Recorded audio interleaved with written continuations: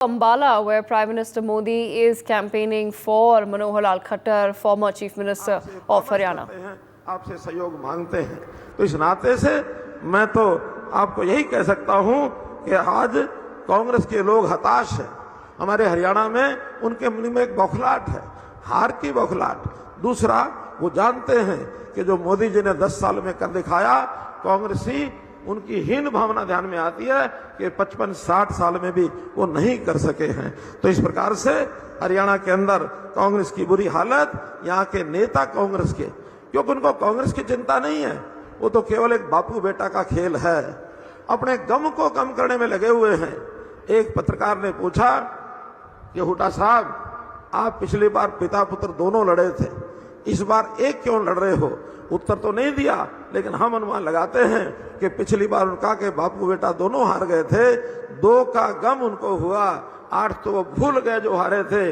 इस बार वो अपने गम को आधा करने के लिए और एक ही आदमी लड़ रहे, दूसरा नहीं लड़ रहे, उनका गम कैसे कम हो जाए। प्रधानमंत्री जी, हरियाणा गीता की धरती है। हरियाणा के लोग सत्य असत्य, हरियाणा के लोग न्याय अन्याय, हरियाणा के लोग धर्म अधर्म, इसको अच्छी प्रकार से जानते हैं, पहचानते हैं। यहाँ के लोगों ने तय किया है कि जैसे भगवान कृष्ण ने महाभारत में एक दिशा दिखाई थी, वैसे आप हरियाणा की जनता को जो दिशा दिखा रहे हैं, मैं निश्चित रूप से आपको कहता हूं कि आने वाली 25 मई को हरियाणा का जनता एक लोकसभा के सांसद को जिता करके 10 के 10 लोगों को आपके साथ कंधा से कंधा मिला करके खड़ा करने में, देश की इस प्रगति में आपका सहयोग करेगा। और यहाँ के लोग तो ये भी कहते हैं 25 मई कांग्रेस गई, 25 मई। तो इसलिए मैं आज आपका बहुत आभार प्रकट करते हुए आपसे निवेदन करूंगा कि हम लोगों को एक प्रेरणा के साथ, हमारा उत्साह बढ़ाने के साथ आप आए। निश्चित रूप से इस सप्ताह में हम लोग आगे बढ़ते हुए 25 मई के इस मतदान में ज्यादा से ज्यादा भारतीय जनता पार्टी के मत डाल करके 10 लोकसभा के और 1 विधानसभा, जहां हमारे मुख्यमंत्री करनाल विधानसभा में चुनाव लड़ रहे हैं, 4 जून को 11 कमल के फूल खिला करके जरूर आपको समर्पित करेंगे। बहुत बहुत धन्यवाद, बहुत बहुत आभार।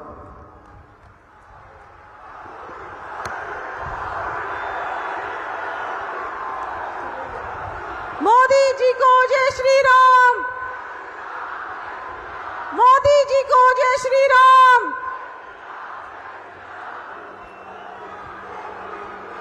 भारत माता की, मोदी जी को जय श्री राम।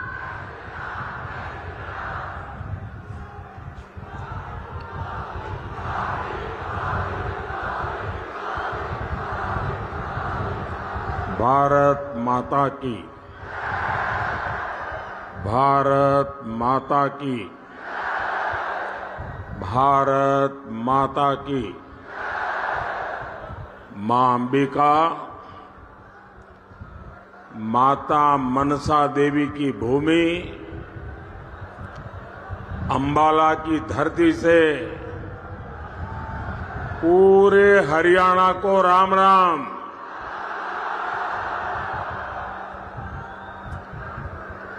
हरियाणा यानी हिम्मत, हरियाणा यानी हौसला, और तभी तो हरियाणा धाकड़ है, धाकड़। और मोदी ने तो कई सालों तक हरियाणा की रोटी खाई है।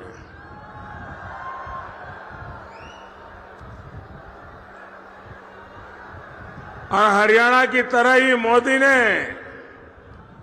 10 साल तक सरकार भी धाकड़ चलाई है।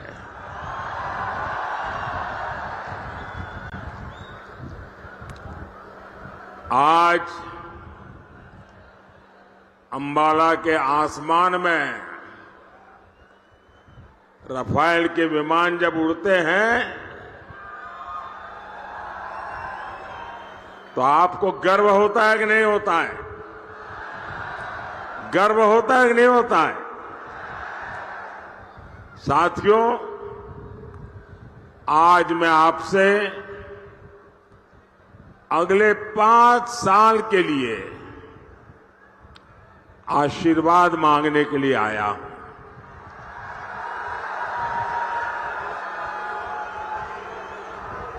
आप इतनी बड़ी संख्या में यहां आए, मैं आपका बहुत बहुत आभारी हूं। आपका बहुत बहुत आभारी हूं। आज मेरे बहुत पुराने साथी, संगठन में भी काम किया, सरकार में भी काम किया, हमारे रतनलाल जी कटारिया जी की बरसी है। मैं उन्हें भी अपनी श्रद्धांजलि देता हूं। भाइयों और बहनों, 4 जून में अब सिर्फ 17 दिन बचे हैं। 4 चरणों के चुनाव में कांग्रेस और इंडी गठबंधन, ये उनके सारे साथी, सारे दल 4 चरण में चारों खाने चित्त हो चुके हैं।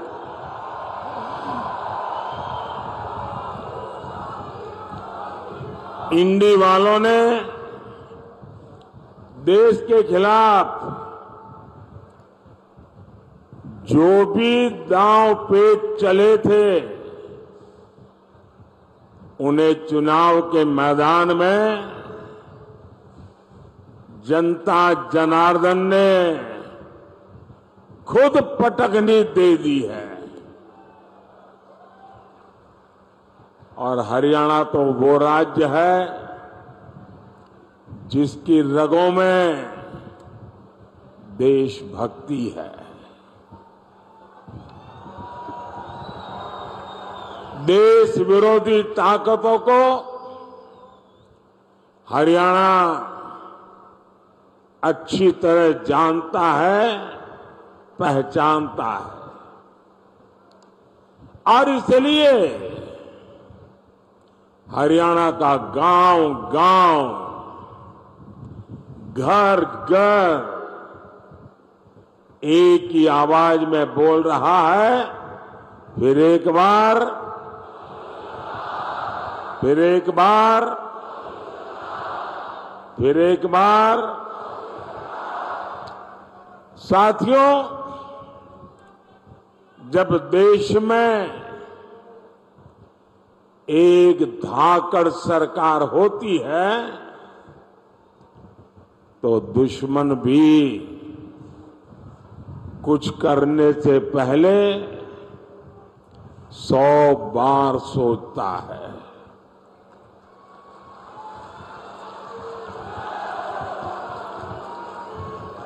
आज आप देखिए,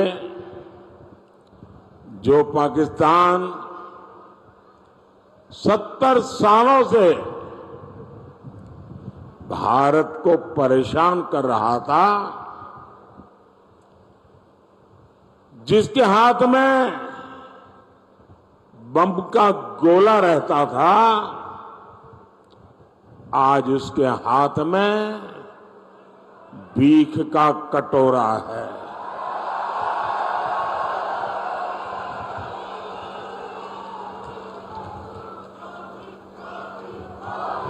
जब धाकड़ सरकार होती है तो ऐसे ही दुश्मन कांपता है। साथियों, क्या कोई कमजोर सरकार जम्मू कश्मीर में हालात बदल सकती थी? जम्मू कश्मीर में हालत बदल सकती थी? वो जमाना याद करिए जब कांग्रेस की सरकार थी, हरियाणा की वीर माताएं दिन रात चिंता में रहती थी, कब किसी आतंकी का गोला फट जाए, कब किसी पत्थर से हमारे फौजियों का सिर फट जाए। और आज 10 साल हो गए, सब कुछ बंद हो गया कि नहीं हो गया? बंद हुआ कि नहीं हुआ? मोदी की धाकड़ सरकार ने 370 की दीवार गिराई और कश्मीर विकास के रास्ते पर चल पड़ा है।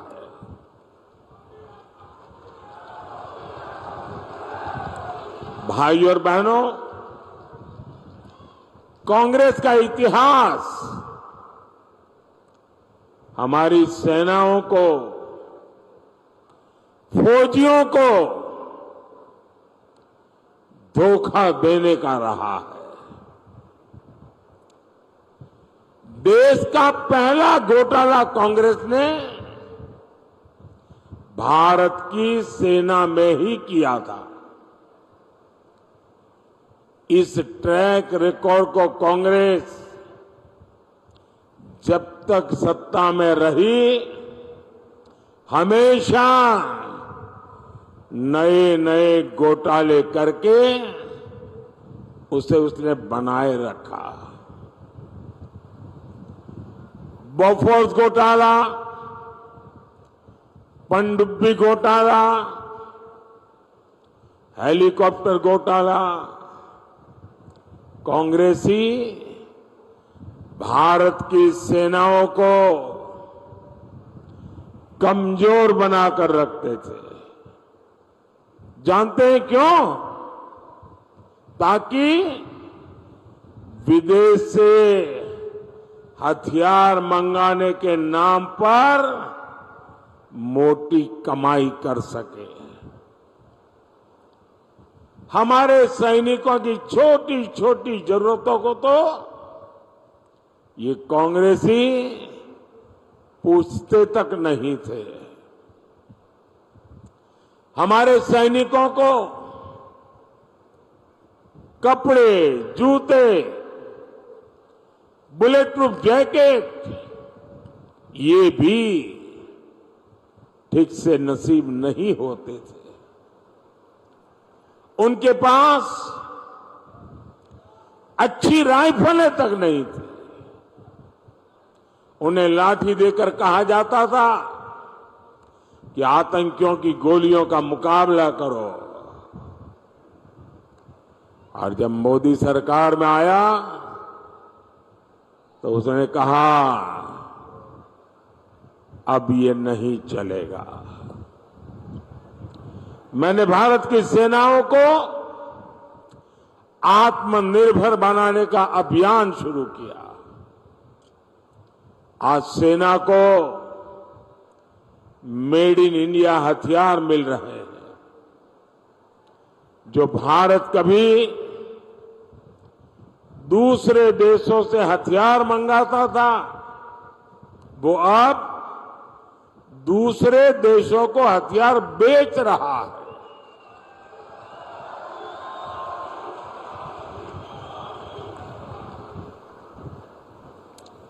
साथियों, कांग्रेस ने हमारे पूर्व सैनिकों के साथ भी विश्वासघात किया। 4 दशक तक कांग्रेस पूर्व सैनिकों को 1 रैंक 1 पेंशन के लिए तरसाती रही। और जब 2013 में उनको लगा कि मोदी एक बहुत बड़ी चुनौती बन गया है, तो उन्होंने जाते जाते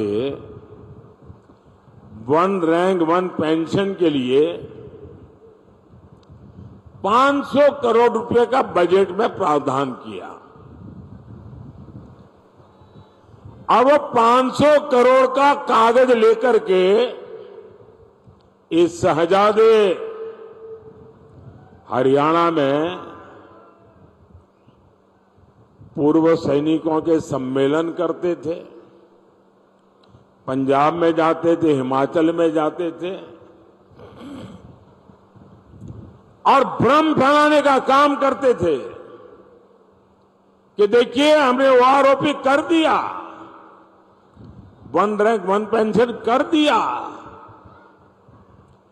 इनकी झूठ बोलने की इतनी हिम्मत है, इनकी झूठ बोलने की इतनी आदत है, बड़े बड़े पत्रकार भी भ्रम में रहते हैं, ऐसा शानदार झूठ बोलते हैं लोग। भाइयों बहनों, जब आपने मुझे सेवा का अवसर दिया, मोदी ने डंके की चोट पर वन रैंक वन पेंशन का वायदा पूरा किया।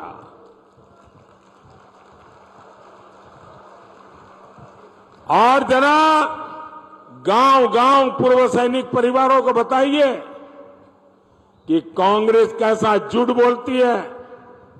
उन्होंने 500 करोड़ रखा था, हमारी सरकार ने जब ओआरओपी दिया तो कितना खर्च हुआ पता है?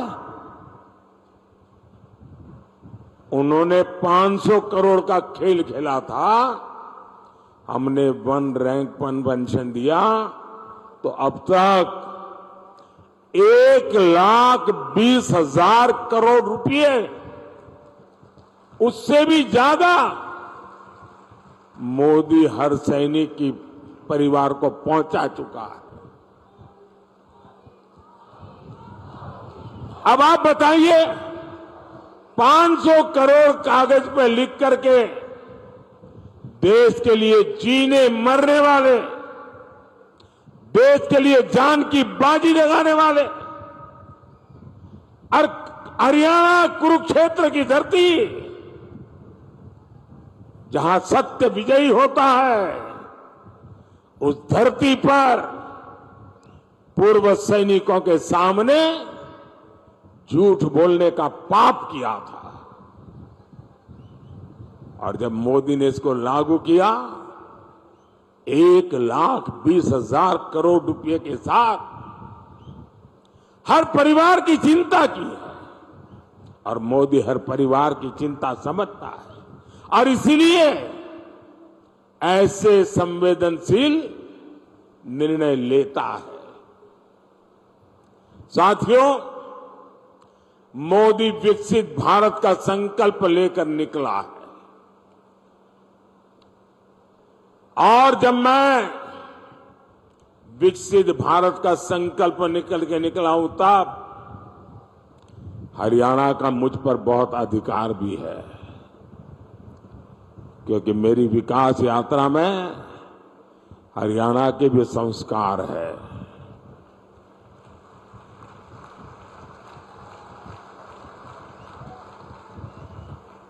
मैं आज आपको गारंटी देता हूं,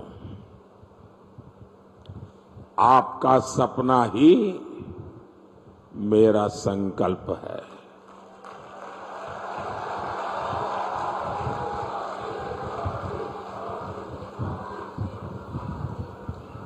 पल पल आपके नाम, पल पल देश के नाम, 24/7 फॉर 2047।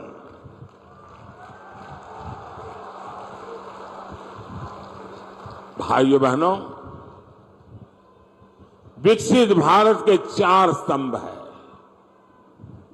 गरीब, युवा, महिला और किसान। मोदी इन 4 स्तंभों को ऐसी मजबूती देना चाहता है ताकि मेरा देश मजबूत हो, मेरा हिंदुस्तान मजबूत हो। किसानों का कल्याण मोदी की प्राथमिकता है। 2014 से पहले के 10 साल में कांग्रेस की सरकार ने देश के किसानों से सिर्फ, और ये भी मेरा एक काम करेंगे, जरा मैं आपको पूछता हूं, मेरा एक काम करेंगे? जरा हाथ ऊपर करके बताइए, करेंगे? ये मैं जो आंकड़ा बोलता हूं याद रखेंगे? किसानों को जाके बताएंगे? धीरे धीरे हाथ नीचे हो रहा है, बताएंगे? कांग्रेस के जमाने में सिर्फ 7.5 लाख करोड़ रुपए का अनाज एमएसपी पर खरीदा गया था कांग्रेस के जमाने में। 10 साल में कितना? 7.5 लाख करोड़ का एमएसपी पर अनाज खरीदा गया था। ये किसानों के नाम पर राजनीति करते हैं ना। 10 साल में 7.5 लाख करोड़। और मोदी ने क्या किया? 10 साल में 20 लाख करोड़ रुपए का एमएसपी में हमने किसानों से अनाज खरीदा है। यानी 3 गुना अनाज एमएसपी पर खरीदा गया है।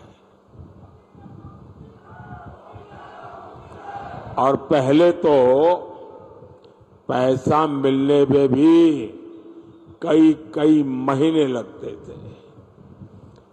अब पैसा सीधे किसान के नाम पर बैंक के खाते में जमा हो जाता है।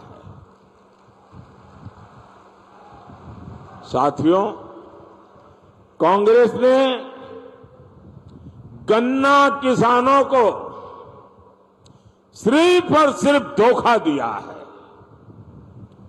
आज गन्ने का एफआरपी करीब करीब 350 रुपये क्विंटल है, जबकि कांग्रेस की सरकार करीब 210 रुपये प्रति क्विंटल देती थी।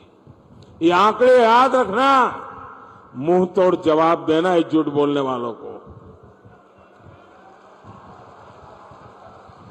2014 में जब हम लोग आए तब गन्ने का बकाया करीब 60,000 करोड़ रुपया था। किसान का पैसा था, उसकी मेहनत का पैसा था। 60,000 करोड़ रुपया बकाया था, जबकि इसी साल हमने 1,14,000 करोड़ की पेमेंट की है।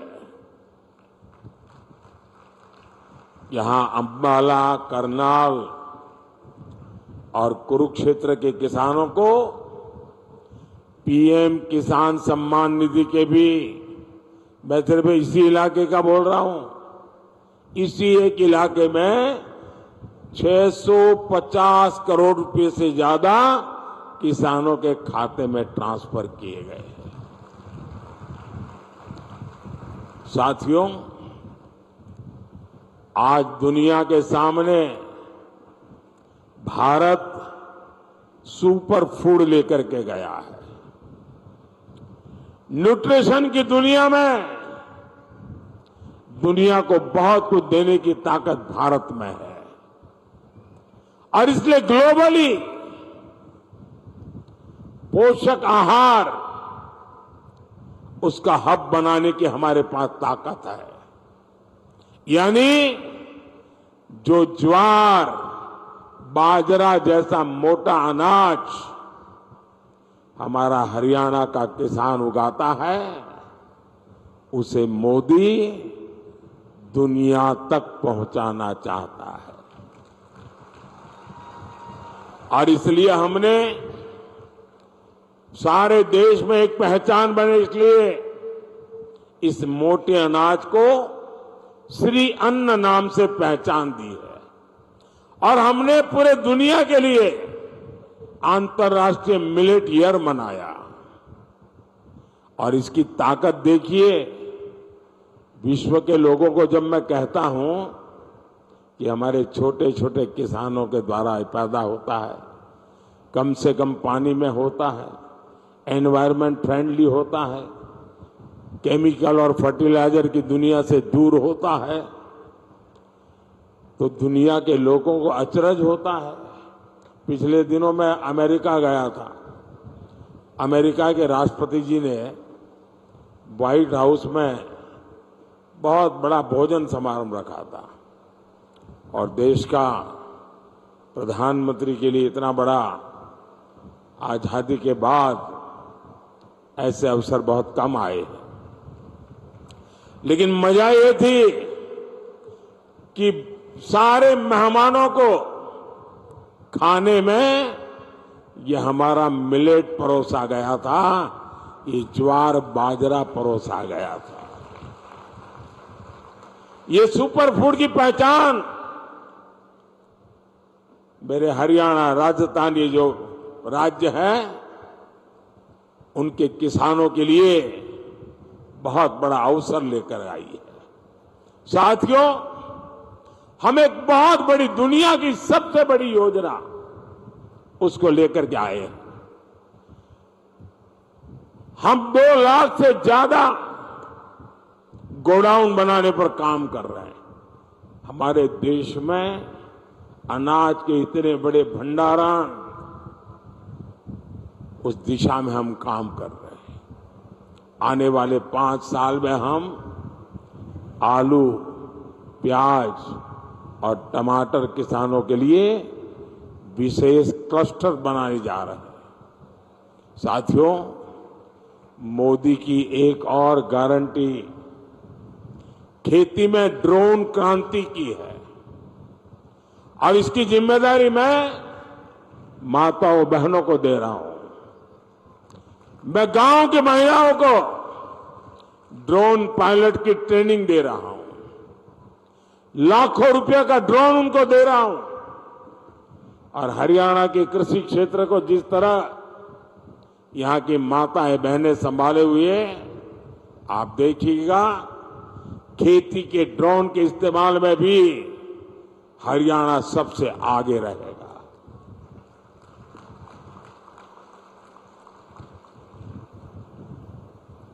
साथियों, खेलों की दुनिया में आज हरियाणा का इतना नाम है, तो उसके पीछे हमारी बेटियों की ताकत है। और मोदी ने बेटियों के लिए सैनिक स्कूलों के भी दरवाजे खोल दिए।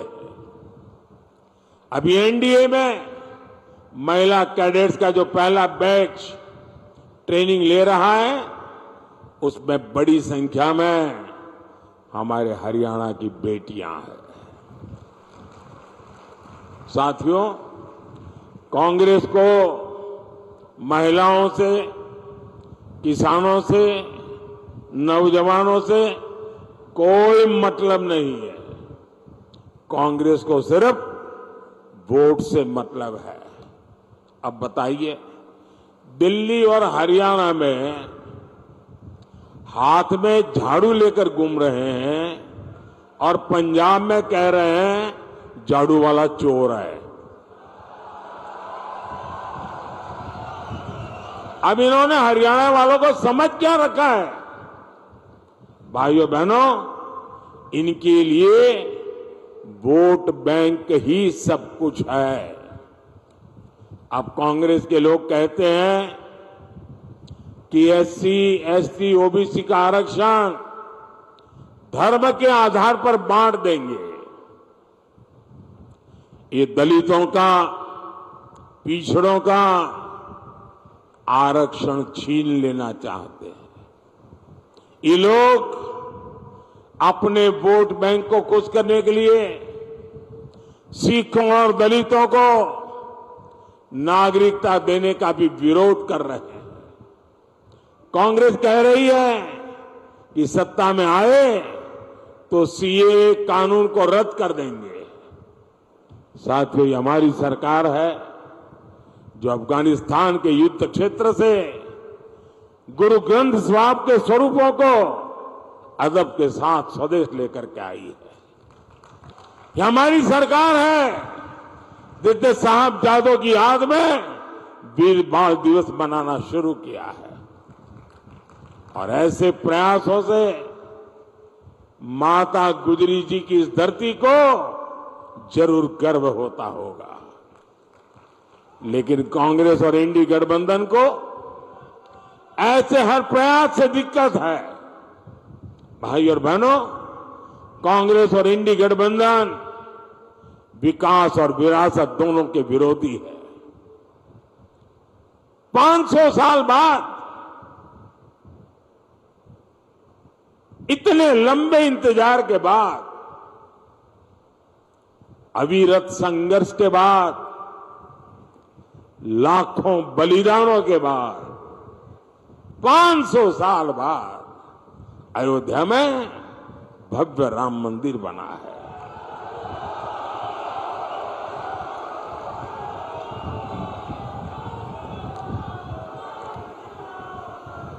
पूरा देश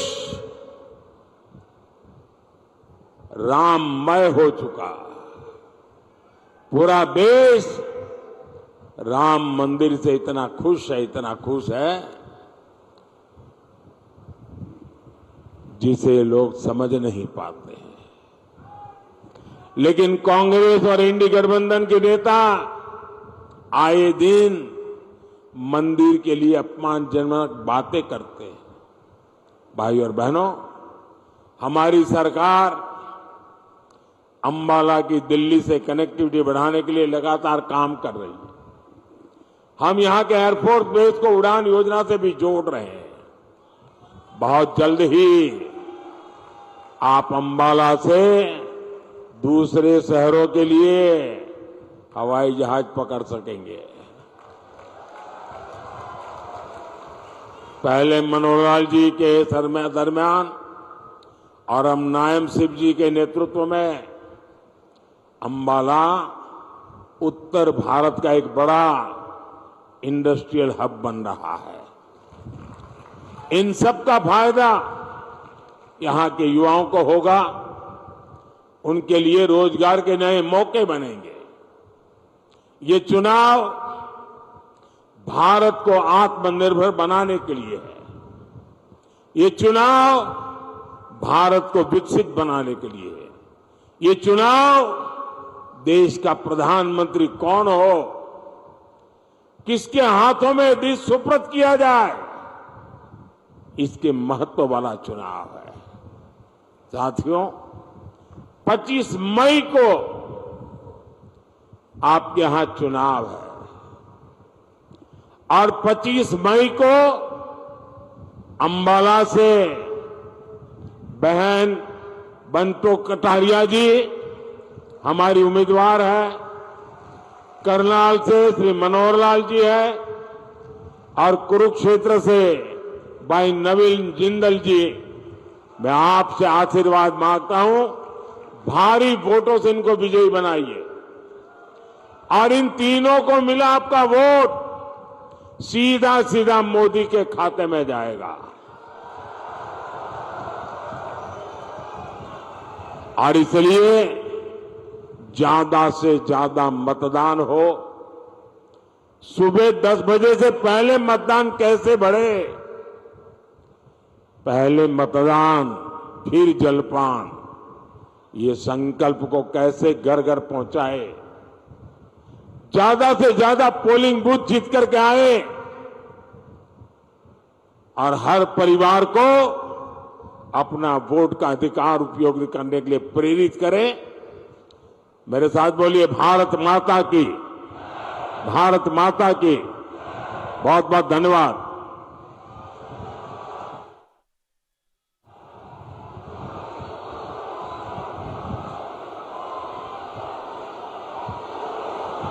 बहुत बहुत आभार भारत के यशस्वी माननीय प्रधानमंत्री नरेंद्र मोदी जी का बहुत बहुत आभार। जिस तरीके से उन्होंने भारत की महिलाओं के बड़े भाई के रूप में, संरक्षक के रूप में काम किया, उसके लिए माननीय मोदी जी का बहुत बहुत आभार। आपको बहुत बहुत शत शत प्रणाम। For more such videos, subscribe to the NewsX YouTube channel, hit the bell icon.